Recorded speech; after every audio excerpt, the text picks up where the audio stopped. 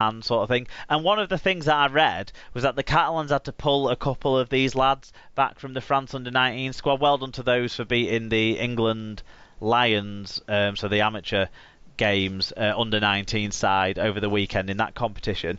But the French team there. But yeah, a couple of the lads they pulled back out of that squad, which suggests that if they're going to those sorts of lengths, then obviously they really are serious about some of these players not being quite fit enough. And they still played some of the players who'd missed other games. David Mead played, Jason Battieri and Remy Casti both played as well, Benjamin Garcia. So it wasn't entirely a backup side, but there was 3 debutants. Robin Brochon, never heard of him. Hugo Martin, I've never heard of him.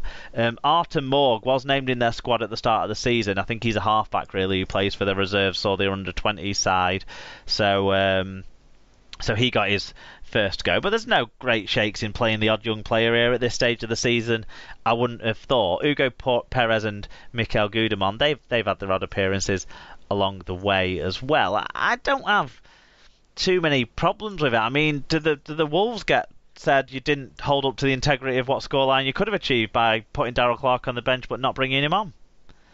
Yeah.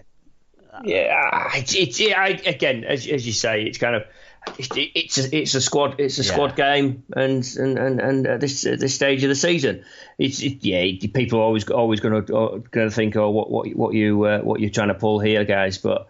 Yeah, maybe I think a hangover probably does count as a significant injury in France. So some of those lads were probably carrying those over. I felt a bit sorry for the Catalan side anyway, that they played on the Sunday, gone home to have the big reception and the big party, and then played on the Friday night.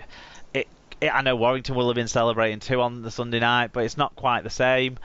So I did feel like it was always going to be a stretch. If they'd have played the first string in this game, it could have been as high, if not worse. And actually, it could have damaged the situation we had ahead for a Challenge Cup final if some of those guys weren't ready to play and got injuries. So it is a really difficult one to call. I think it's a good shout on Paul to sort of call it out, but it's difficult to call. And like he mentioned, loads of French kids got their head in this one. Looking through the lineup, I mean, Ian Thornley isn't French, David Mead isn't French.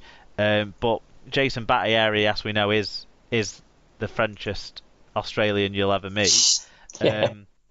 So that is 17 out of the 19. Even like some of the players that missed out, Fouad Yaha was in the 19-man squad, didn't get picked. He's French too. So there you go. They were probably protecting Kenny Edwards from doing something else stupid and protecting Michael McAlorum as well, potentially. So I don't have a great deal of criticism from the Wolves side of things. Mitch Brown came in at fullback and seemed to have a hand in a lot of the tries. Him and Bodine Thompson in there, Bodine Thompson in his first game for them, and Mitch Brown in his first game for a while. He only plays the odd game. I think he played the week before the semi-finals maybe as well. But they look to have an input in all of the tries on the highlights between the two of them, which was pretty good. And Tom Lynham, the flying pig, belly flopped over the line for a few trademark finishes as well from him.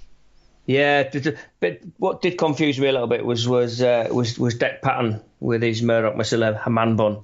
That's I did think at first Masila had kind of lost a little bit weight, and then no, it's Dec Patton letting himself down. I don't know what I don't know what his thought. I mean, obviously he's seen all these girls, go into the shops in the pajamas with the buns on top of their head because they can't bother doing their hair, and thought that's a good look. I'm going to go for that.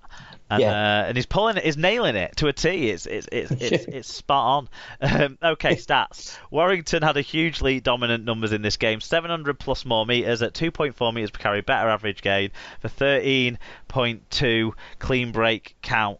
Under 900 metres and under 90% tackle success for the second string Dragons. Individually, Tom Lynham, 3 tries, 5 tackles, 131 metres, 3 clean breaks. Joshua Charnley, 1 try, 1 try assist, 7 tackle busts, I think 200 and something metres. I've not written it down properly. 200 and something metres, 3 clean breaks, 3 successful offloads. Bodine Thompson on debut, 2 try assists, 107 metres. Joe Philbin, 1 try and a cracking try it was. Well done to to Mike for picking that one out. 131 metres for him. For the losing Catalan sides, at least two of their young deputy players put in good efforts, with Alrich da Costa and Mikhail Gudemon both making 41 successful tackles.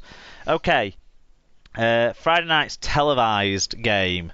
Wigan squeaked to a narrow 24 points to 22 victory, making it much harder than they should have done after a 20-0 half-time score in front of 10,293. James Child was the referee. The worrying thing about that attendance figure for me is not only was it the lowest sort of weekly rounds crowd for Wigan for over a decade, but also it was lower than the crowd for the Catalans game recently. So, and Castleford obviously brought more than Catalans, so that suggests even fewer Wiganers went, despite the news in the week and stuff like that. So that's disappointing. But do you want to start with the neutral review of Brian Davies? Yeah, Super Brian again. So mixed game this. Cats were terrible, but still were in with a win going into the last few minutes. Sam Tompkins was great early on, got injured, came on near the end and was at fault for the last play to give Cast their final try. Both sides look beatable. Only Giants in the top 8 seem capable of stringing together some good performance in a row.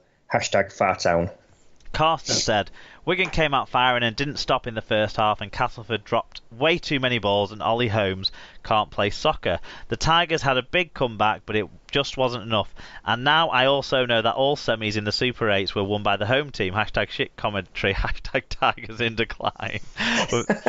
It's borrowed that one from elsewhere. I don't think it's going to catch on, because I don't think our Tigers up here are quite the same as their Tigers down there, who also aren't quite declining, which we'll get to in the NRL recaps. But yeah, who else have we heard from? Yeah, we got Adam Connolly, 87. A shocking first half performance by the Tigers meant that we never really deserved anything from the game, but a more inspiring performance in the second half, and Wigan dropping their tempo set up a grandstand finish. Unfortunately, Charles, wrong name, but I think Brackets, who was a Super League pod listener, he knows what he's doing. Brackets, who was pretty poor, had different ideas and gave Wigan a very dubious pen to give the Pies an 8-point lead. Probably fair result in the end, but left Wigan breathing a sigh of relief. This is how you know you've made it as a legend status on the Super League pod, because you get a parody of yourself in the fan reviews from someone. And Fatboy_Bob said, referee was rubbish, blah blah blah. We are champions, your leads are rubbish, repeat. What did the actual man himself have to say? So the original and arguably still the best Fatboy Rob. Child cost Cast 2 points. Anyone that says different didn't watch the match or is a liar. For Wigan fans not to acknowledge this is an embarrassment. I know the biased host will cite player errors, but they happen and we still got within 2 points. Am I surprised? No. They support the club that happily took a 6-point deduction the season after they cheated to stay in the division. Morally bankrupt shithouse club. I thought it was a 4-point deduction that year, but I'm not. I can't remember exactly. We finished 7th, 3 points clear of 11th place Castleford that year. So yeah. Shoddy and Mungo said, I reckon both Wigan penalties they converted were harsh on Cass, but you also have no right to complain when your team is garbage for the first 40 minutes. I thought Powell's comments were bang on at full time. First time for everything. Okay, let's start with those 2 penalties then, because they've come up a few times in the fan reviews, and it's fair to say they were harsh. The one on Sam Powell in particular, even live, even at full speed, even from the stands far away, I didn't think was a penalty. I didn't see any head contact. On the one with Joe Greenwood, which I think was the second one, if I'm right. I might be wrong, but I think it was the second one. That one to me looked like he'd caught his chin live. Even on sort of watching the screen from in the stand, I sort of thought, why is everyone blowing up about this? It looked to me like there was contact there, but watching it back on TV, he does come over the ball, over the shoulder, but under the chin.